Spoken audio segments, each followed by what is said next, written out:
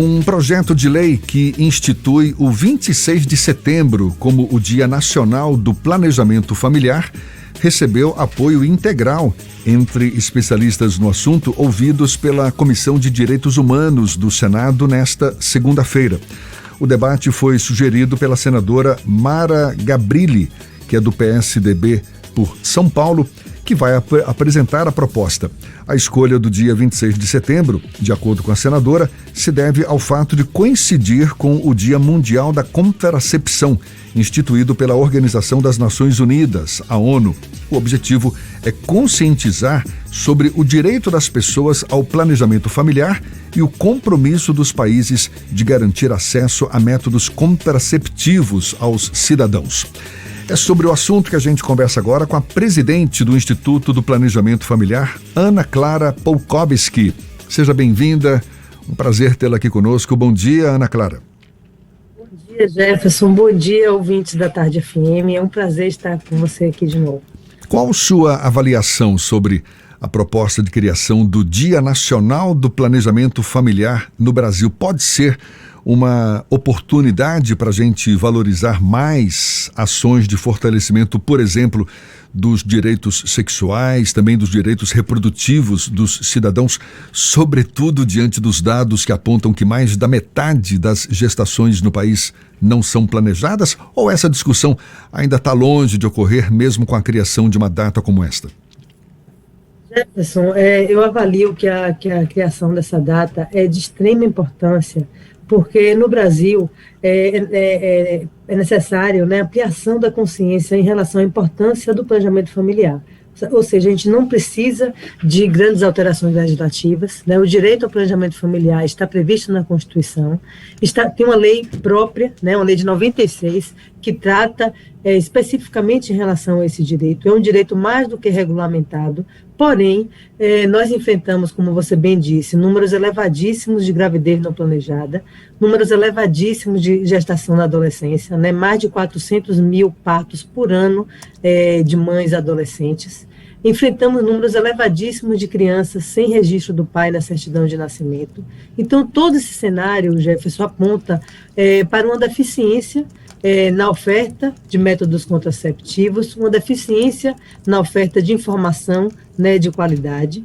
E por isso, nós acreditamos, né, nós do Instituto de Planejamento Familiar, acreditamos que a instituição dessa data será muito importante no sentido de ampliar a consciência da sociedade brasileira em relação à importância do planejamento familiar como um instrumento de transformação, tanto individual quanto da sociedade brasileira, porque a gente não pode deixar de perceber, Jefferson, que além do impacto daquela mãe, né, que enfrenta uma gestação não planejada, existe também impacto no país, o impacto nas contas públicas, o impacto em todas as consequências que esses números tão elevados de gestação não planejada e de gestação na adolescência trazem para o nosso país. O planejamento familiar é um dever e responsabilidade também do Estado. É uma obrigação que tem sido cumprida? Tem sido cumprida? Olha, Jefferson, a gente não pode dizer que não tem sido cumprida de forma nenhuma. Sim, existe a oferta dos métodos contraceptivos, mas essa oferta ela é deficiente, né? E ela é deficiente muitas vezes porque realmente falta informação, ou seja, são fornecidas informações equivocadas, como a gente viu na mídia, né, alguns meses atrás. Exigência de autorização do marido, por exemplo, para inserção de DIU, isso não está previsto na lei, né? O que a lei prevê ainda é a autorização do marido ou da esposa para a realização de procedimentos de esterilização, como a laqueadura e a vasectomia. Então, a gente observa que existe, sim, uma falha na oferta da informação e também existe a falha na oferta dos métodos, né? Em muitos locais, por exemplo, faltam médicos qualificados para fazer a inserção de DIU, né? Então, é um direito, né, é um dever do Estado que não está sendo cumprido na sua plenitude, né? E nós acreditamos também que a instituição desse dia possibilitará, né, que a sociedade observe, né, esse problema, jogue luz nesse problema para que a gente possa alterar esse cenário que enfrentamos hoje. A gente fala sobre planejamento familiar e muita gente vai para o imaginário popular, que cabe à mulher fazer esse freio de arrumação. Mas cabe ao homem também assumir a responsabilidade desse processo de discussão e de planejamento das próprias famílias.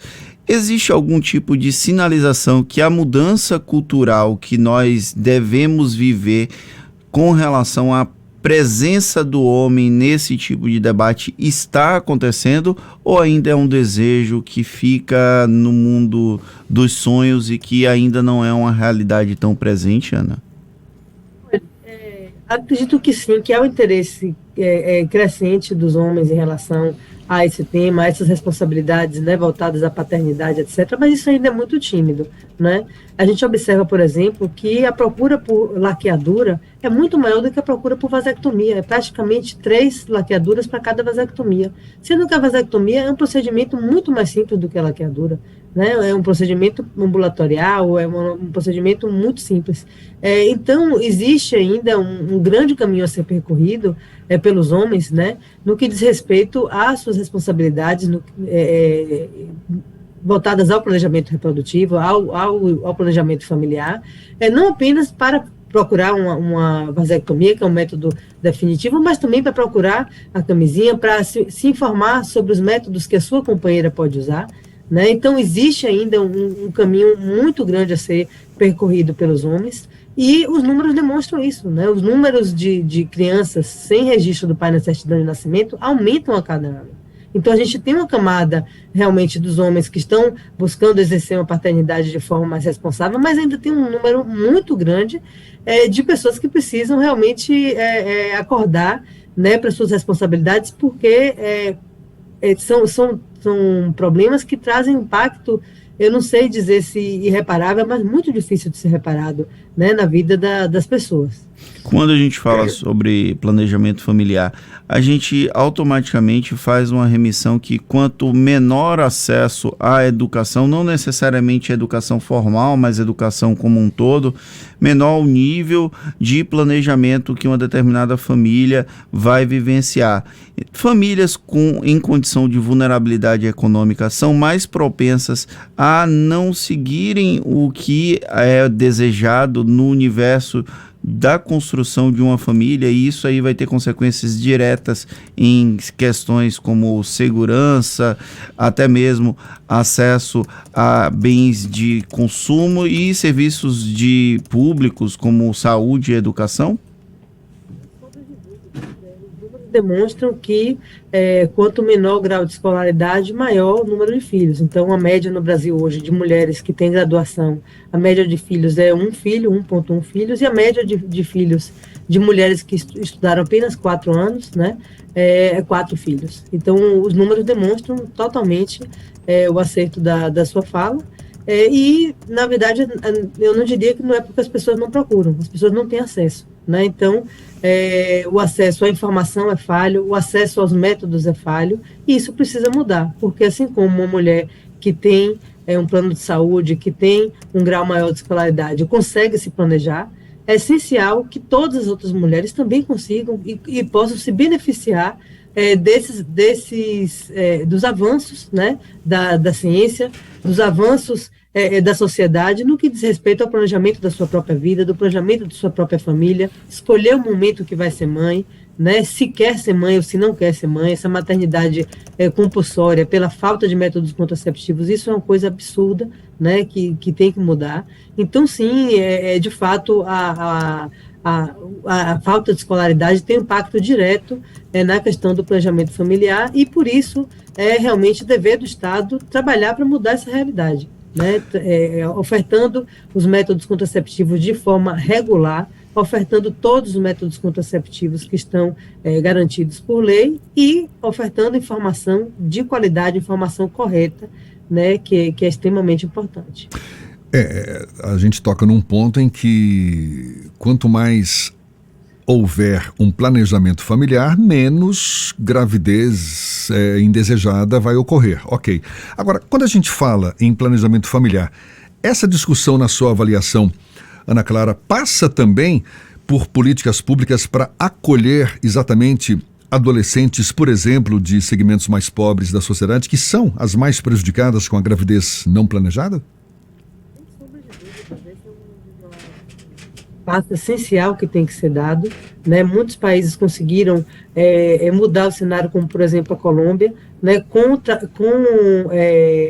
qualificação das equipes do posto médico exatamente para atender o público adolescente, né? Existem algumas cidades aqui do Brasil que existem métodos como o Implanon, né? Que é aquele implante subcutâneo disponível para adolescentes, né? É um método extremamente efetivo.